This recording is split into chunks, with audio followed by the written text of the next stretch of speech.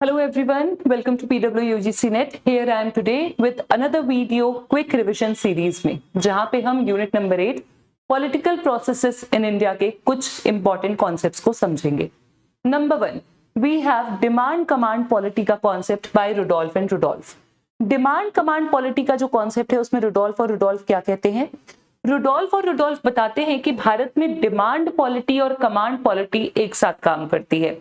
Rudolf और Rudolf husband wife थे जिन्होंने भारत के ऊपर अपना अध्ययन किया और उन्होंने बताया कि भारत में डिमांड पॉलिटी यानी कि मांग की जो राजनीतिक व्यवस्था है वो और कमांड पॉलिटी जो कि कंट्रोल करना चाहती है, नियंत्रण करना चाहती है, वो राजनीतिक व्यवस्था एक साथ चलती है। जहां पे एक तरफ है नागरिक जो कि सिर्फ अपनी डिमांड्स रखते हैं, जैसे कि स्ट्राइक करेंगे, प्रोटेस्ट करेंगे, कभी कभी राइट्स भी देखने को मिलते हैं, या फिर हमें देखने को मिलेगा कि अलग अलग मोबिलाइजेशन के तरीके लोग ढूंढ रहे हैं जहां पे इलेक्शंस में वोट डाल करके पॉलिटिकल पार्टीज का समर्थन करके वो अपनी डिमांड को आगे रखते हैं। ठीक है। दूसरी तरफ है स्टेट का स्ट्रक्चर यानी ब्यूरोक्रेसी का स्ट्रक्चर जो कि कमांड पॉलिटी पे फोकस करता है। कमांड पॉलिटी मतलब भारत में सरकार और भारत में नौकरशाही कमांड करती है, कंट्रोल करती है किसे? सारी की सारी डिमांड्स को। ठीक है, डिमांड्स को कंट्रोल करती है ऑर्डर को मेंटेन करने के लिए ताकि अराजकता ना हो और व्यवस्था बनी रहे। रुडोल्फ और रुडोल्फ का कहना है कि ये डिमांड और कमांड का जो एक पैरामीटर है भारत में, ये एक टेंशन को जन्म देता है जहां पे अगर बहुत ज्यादा डिमांड्स हमें देखने को मिली तो वो गवर्नेंस को पैरालाइज कर सकता है और बहुत ज्यादा कमांड अगर हमें देखने को मिला तो वो भी अराजकता की तरफ लेकर के हमें जा सकता है। एंड इंडियन पॉलिटी का ये फीचर है रुडोल्फ और रुडोल्फ के अनुसार जहां पे हमें पार्टिसिपेटरी डिमांड और स्टेट कंट्रोल एक साथ देखने को मिलते हैं, यानी लोगों की भागीदारी डिमांड के रूप में और राज्य का नियंत्रण कमांड के रूप में हमें देखने को मिलता है। राइट, आपके एग्जाम में ये मैच द फॉलोइंग में क्वेश्चंस आ सकते हैं। दूसरा कॉन्सेप्ट है सोशल जस्टिस। किसने दिया है? गोपाल गुरु। सोशल जस्टिस में गोपाल गुरु क्या कहते हैं? सोशल जस्टिस में सबसे पहले गोपाल गुरु रॉल्स को क्रिटिसाइज करते हैं। He has criticised Rawls. Rawls को क्रिटिसाइज क्यों करते हैं?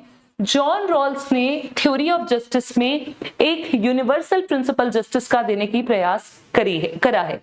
यहाँ पे जॉन रॉल्स बताते हैं कि जो न्याय है वो सार्वभौमिक तरीके से इक्वालिटी और डिफरेंस प्रिंसिपल के तहत लागू होना चाहिए। पर गोपाल गुरु कहते हैं कि ये जो रॉल्स का कॉन्सेप्ट है न्याय का, ये लिबरल कॉन्सेप्ट है। लिबरल कॉन्सेप्ट जो सिर्फ और सिर्फ अधिकारों पे फोकस करता है या फिर जो सिर्फ और सिर्फ आर्थिक समानताओं पे फोकस करता है।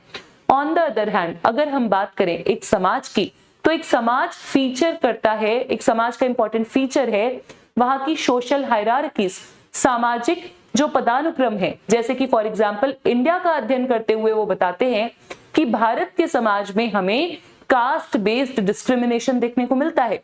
तो अगर सिर्फ और सिर्फ हम इकोनॉमिक इक्वालिटी की बात करेंगे तो हम कोई जस्टिस नहीं कर रहे हैं। हमें सोशल जस्टिस लाने के लिए इकोनॉमिक इक्वालिटीज के साथ साथ सोशल हायरार्कीज को खत्म करना है। इकोनॉमिक इक्वालिटी यानी आर्थिक समानता पे तो बल देना ही देना है, प्लस उसके साथ साथ समाज में जो कास्ट के आधार पर डिस्क्रिमिनेशन हो रहा है वो खत्म करना है। ठीक है। सो बेसिकली जो गोपाल गुरु का सोशल जस्टिस का कॉन्सेप्ट है वहां पे वो बताते हैं कि जस्टिस में रिकॉग्निशन होना चाहिए, पहचान, डिग्निटी, गरिमा होनी चाहिए एक व्यक्ति की। और उसके साथ साथ हम देखेंगे सिर्फ डिस्ट्रीब्यूशन से, सिर्फ वितरण से आप न्याय नहीं ला सकते हो, बल्कि एक व्यक्ति की गरिमा, एक व्यक्ति के अधिकार, एक व्यक्ति की पहचान और एक व्यक्ति के साथ ऐतिहासिक रूप से क्या हुआ है, हिस्टोरिकल रिड्रेसल, वो बहुत जरूरी है। तभी हम एक समाज को सोशल जस्टिस के राह पे आगे लेकर के चल सकते हैं। थर्ड कॉन्सेप्ट है पेट्रनेज डेमोक्रेसी। पेट्रनेज का मतलब होता है संरक्षण। संरक्षण लोकतंत्र का कॉन्सेप्ट दिया है कंचन चंद्रा ने।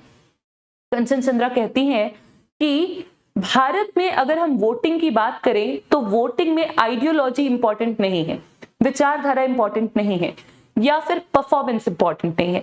किसी सरकार ने कितने गोल्स को, कितने मैनिफेस्टो के उद्देश्यों को अचीव किया या नहीं किया, वो इंपॉर्टेंस नहीं रखता। इंपॉर्टेंस क्या रखता है? इंपॉर्टेंस रखता है एथनिक हेड काउंट, यानी क्या मेरी जाति से वो व्यक्ति है, क्या मेरी ब्रादरी से, जो भी जात ब्रादर आप कहो, धर्म कहो, वो मेरी एथनिसिटी से वो व्यक्ति है, क्या वो व्यक्ति मेरे समुदाय के लिए, मेरी जाति के लिए कोई जॉब्स, कोई वेलफेयर, कोई सड़क बनवाना, कोई अस्पताल बनवाने का वादा करता है? अगर ऐसा है तो ही मैं उस व्यक्ति को वोट दूंगी। That is patronage democracy. यहाँ पे कंचन चंद्रा जी का जो काम है वो उत्तर प्रदेश और बिहार में उन्होंने किया है, और उत्तर प्रदेश और बिहार का जो अध्ययन उन्होंने किया उसमें उन्होंने पाया कि वोट डालते वक्त व्यक्ति की क्वालिफिकेशन, व्यक्ति का या पार्टी का जो आइडियोलॉजी है या फिर जो भी पार्टी के अचीवमेंट है उस पर फोकस ना करके कास्ट या फिर रिलीजन के आधार पर वोटिंग होती है।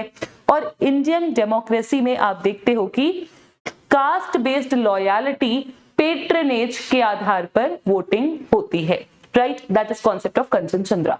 I hope you found this informative. We'll see you all again with another video only on unit number 8, political processes again. Thank you so much. Till then, keep learning, keep studying. Bye. Take care.